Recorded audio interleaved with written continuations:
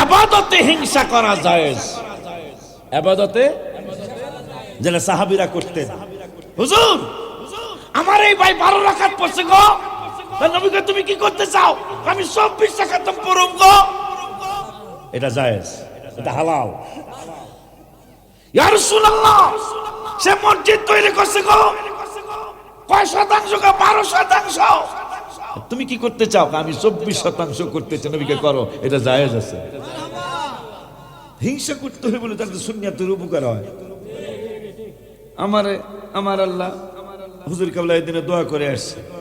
হুজুর যেহেতু দোয়া করে এসে আমার গোরা কথা কয় না, তাইলে ইনশাল্লাহ ইনশাল্লাহ এখানে 50,000 লোকের জায়গার কাছে এখন মোটামুটি 10-15,000 লোকের জায়গা আল্লাহ দিছে। কিন্তু আমার দাবি, আল্লাহ তুমি তো কইছো আমরা সব ফয়িদ, তুমি আল্লাহ ধনী। আল্লাহ 26 পারায় কইছে, দেখে দেখে কই কলম চশমা গেল কই। আমার আল্লাহ রব্বুল আলামিন বললেন ওয়াল্লাহুল গনিয়্যু। 26 পারায় কই গেল?